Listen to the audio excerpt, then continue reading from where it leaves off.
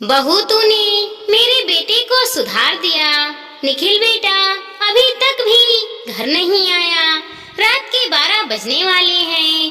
तूने खाना भी खाया या नहीं? कब तक आओगे? वैशाली जी ने चिंता स्वर में पूछा। क्या मम्मी, मैं कोई बच्चा नहीं हूँ जो मेरे पीछे पड़ी हो। दोस्तों के साथ बाहर घूमने आया हूँ। मुझे परेशान मत करो और फोन रखो। मेरे पास घर की चाबी है। जब मन करेगा मैं आ जाऊंगा। निखिल ने एकदम से फोन रख दिया। देख लिया, मैं तो पहले से ही मना कर रहा था उस नालायक को फोन करने से, पर तू है कि मानती ही नहीं है। वो तेरी परवाह नहीं करता है, हर बात पर झिड़क देता है। बड़ा हो गया है, खुद कमाने लग गया है तो माँ बाप की परवाह क्यों करेगा। वैशाली जी के पति किशोर जी जो सोने का उपक्रम कर रहे थे, उन्होंने करवट बदलते हुए कहा, आप पिता हैं, आप सो सकते हैं, पर जब तक बेटा घर पर नहीं आए एक माँ को नींद कहाँ आती है। खाने की फिक्र लगी रहती है। मैंने आज उसकी पसंद की सब्जी बनाई थी। उन्होंने रुआसी होते हुए कहा, अरे जवान है, दोस्तों के साथ पार्टी में गया है तो भूखा थोड़ी रहेगा, कुछ न कुछ खा लेगा। तुम सो जाओ। और वो फिर से करवट लेकर सो गए। वैशाली जी का मन बड़ा बेचैन था। इतनी मिन्नतों के बाद तो घर में एक संतान हुई थी। निखिल को कितने प्यार से उन्होंने पाला था, उसकी हर जिद पूरी की थी और उसी वजह से शायद वो जिद्दी हो गया था। पर पता नहीं किन दोस्तों की संगत में पड़ गया है कि आजकल उनकी जरा भी बात नहीं मानता है। कुछ कह दो तो भड़क जाता है, सीधे मुंह बात भी नहीं करता है। निखिल का ऐसा व्यवहार देखकर किशोर जी और वैशाली जी दोनों ही दुखी रहते थे।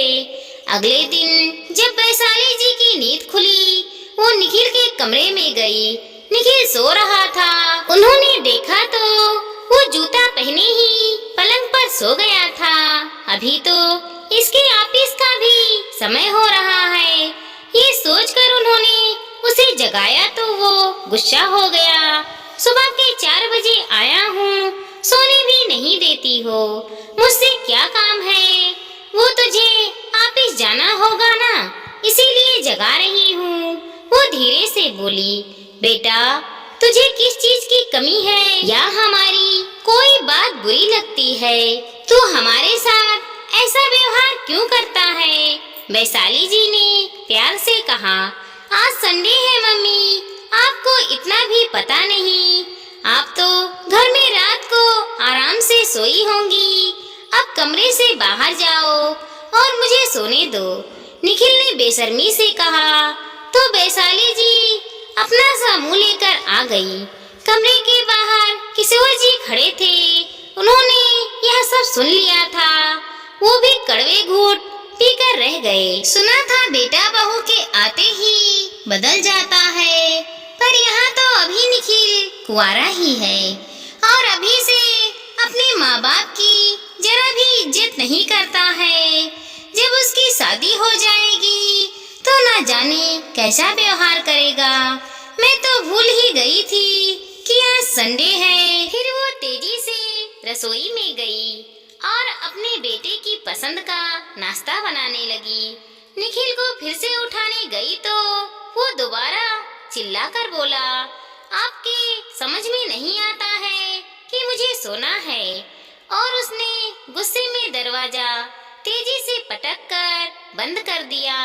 सुनिए जी, हमने तो अपने बेटे को अच्छे संस्कार दिए थे, पर ये हमारे साथ कैसा व्यवहार कर रहा है। अपने ही बच्चे द्वारा कहे गए कड़वे बोल बर्दाश्त नहीं होते हैं। हम कोई उसके दुश्मन तो नहीं हैं। वैशाली जी आंखें भिगोते हुए बोली, क्या बच्चे बड़े हो जाते हैं, खुद कमाने लगते हैं तो माँ का कोई हक नहीं रह जाता है? आखिर निखिल हमारे साथ इतना रूखा व्यवहार क्यों करता है? शायद शादी के बाद सुधर जाए। किशोर जी ने सलाह दी तो वो वैशाली जी को भी पसंद आई। अब वो दोनों निखिल के लिए लड़की ढूंढने लगे। वैशाली जी को अपनी सहेली की बेटी ज्योति बहुत पसंद थी। उन्होंने किशोर जी से बात की तो वो भी राजी हो गए। ज्योति अच्छी, पढ़ी लिखी और संस्कारी लड़की थी और सादगी से रहती थी। निखिल उसे बचपन से जानता ही था तो उसने हाँ भरने में देरी नहीं लगाई। दोनों की अच्छे से शादी हो गई। ज्योति के आने से सबसे ज्यादा खुशी वैशाली जी को थी। उन्हें तो बहू के रूप में बेटी मिल गई थी। शादी के कुछ दिनों बाद ज्योति ने रसोई संभाल ली। वो वैशाली जी को अपनी सास नहीं माँ ही मानती थी। एक दिन वैशाली जी ने बच्चों के लिए मनपसंद नाश्ता बनाकर टेबल पर लगा दिया। तभी निखिल आया और चिल्लाकर बोला, ये क्या मम्मी, हमारे आने से पहले ही नाश्ता लगा दिया और इसे ढका भी नहीं। अब तो ये ठंडा भी हो गया है, मैं नहीं खाऊंगा। और उसने प्लेट सरका दी। निखिल का ऐसा व्यवहार देखकर ज्योति भौचक्की रह गई। उसने अपने आप को संभाला और मुस्कुराते हुए बोली, वाह मम्मी, आपने तो बहुत अच्छा नाश्ता बनाया है और अभी भी गर्म ही है। अच्छा हुआ पहले लाकर रख दी, वरना ज्यादा गर्म खाती तो मेरा मुंह ही जल जाता। सच में मम्मी बहुत ही टेस्टी बना है। ज्योति को देखकर निखिल ने भी चुपचाप से नाश्ता कर लिया और ये सब देखकर वैशाली जी मुस्कुरा रही थी कि ज्योति को घर की बहू बनाकर उन्होंने सही फैसला किया है। ज्योति कमरे में जाकर निखिल को बोली, आप अपनी मम्मी को ऐसे कैसे डांट सकते हैं? वो आपकी माँ है। आप तो अपनी मम्मी की जरा भी इज्जत नहीं करते हैं। उन पर मेरे ही सामने चिल्ला रहे हो, ये अच्छी बात नहीं है। उन्होंने आपकी पसंद का नाश्ता बनाया और आपने उनकी तारीफ तक नहीं की। वो माँ है आपकी, वो आपसे बहुत प्यार करती है। ज्योति की बात सुनकर निखिल चुप हो गया। वो जब देखो मम्मी पर चिल्लाता रहता है, फिर भी मम्मी उस पर प्यार लुटाती रहती है। अगले दिन सुबह लाइट चली गई थी। निखिल को ऑफिस निकलना था और गीजर नहीं चल रहा था। वो झल्ला कर बोला, पापा, आप दिन भर घर पर ही तो रहते हो, क्या पास में जाकर लाइट बिल नहीं भर सकते हो?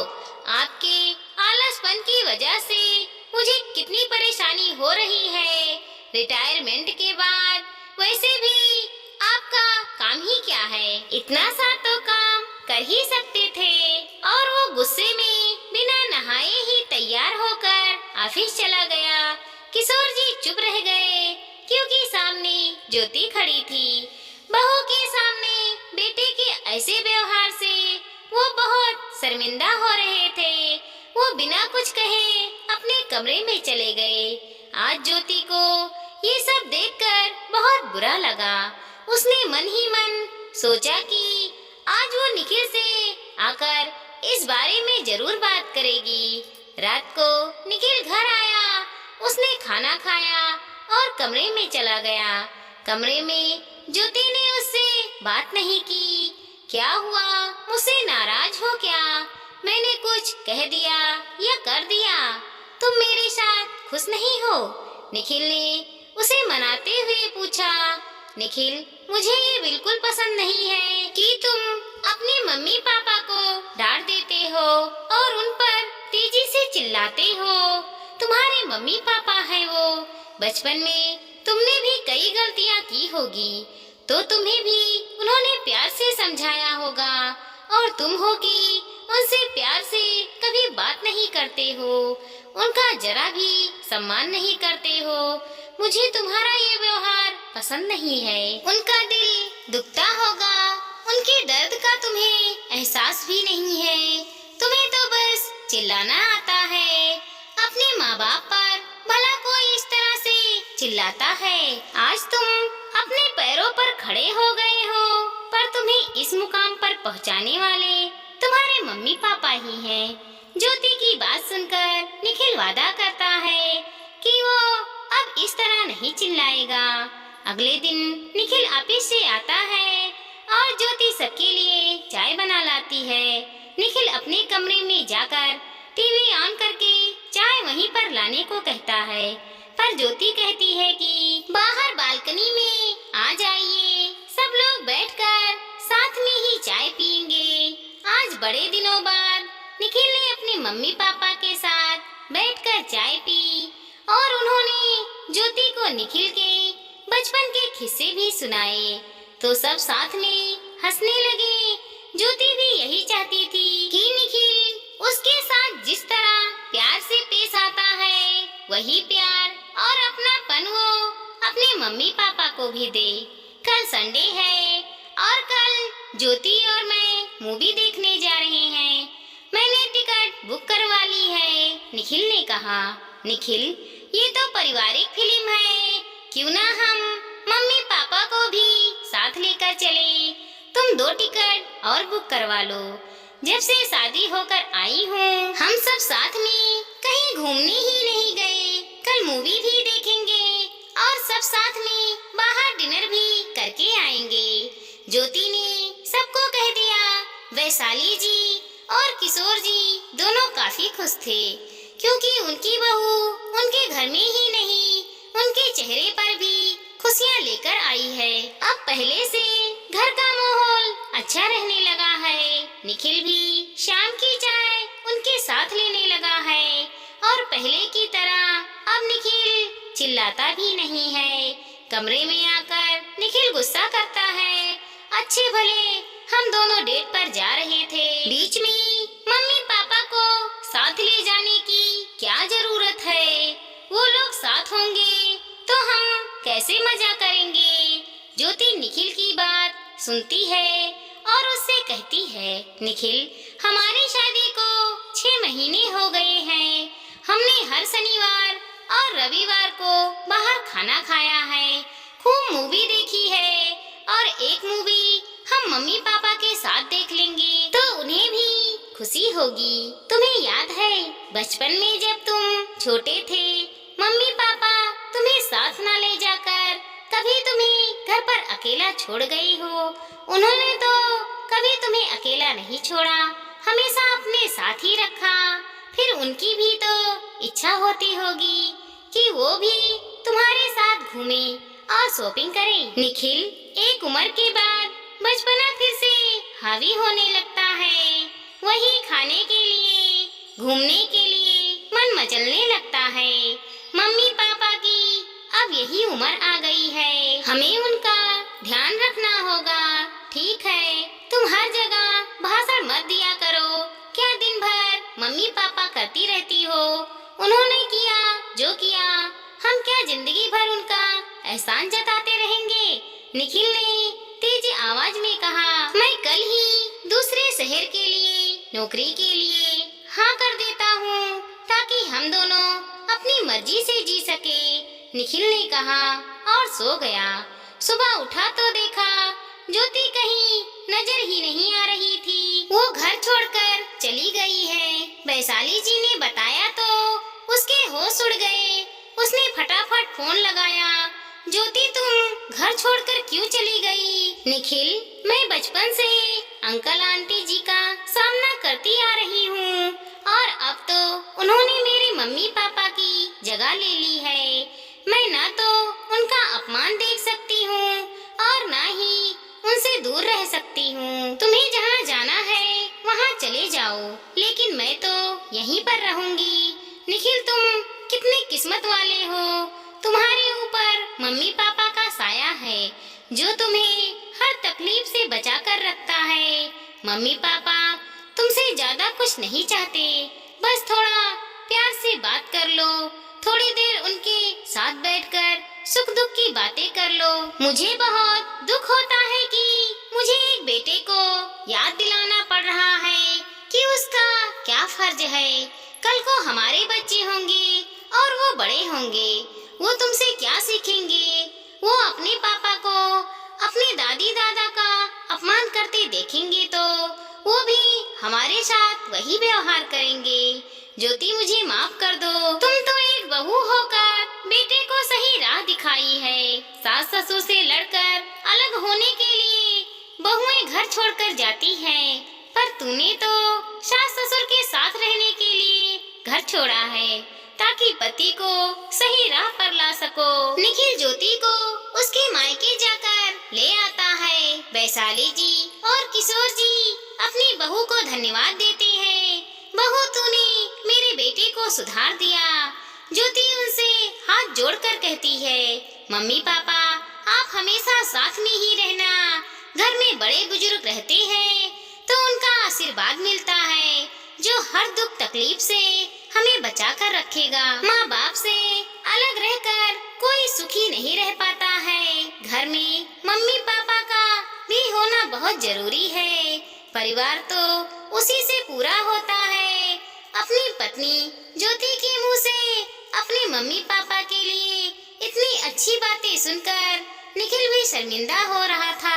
आज उसने भी मान लिया कि ज्योति सचमुच इस घर में सुख और समृद्धि की ज्योति बनकर आई है जो पूरे परिवार को जोड़कर रखना चाहती है। दोस्तों, हर बार बहू ही गलत नहीं होती है। कई बार बेटे भी अपने फर्ज को भुला देते हैं, जिसे बहू याद दिलाकर बेटे को सही रास्ते पर लाती है और बेटे को सुधार देती है। दोस्तों, हमारी इस छोटी सी कहानी को लाइक करें, शेयर करें और सब्सक्राइब करें। साथ ही साथ मिलते हैं अगले वीडियो के साथ। तब तक के लिए धन्यवाद दोस्तों।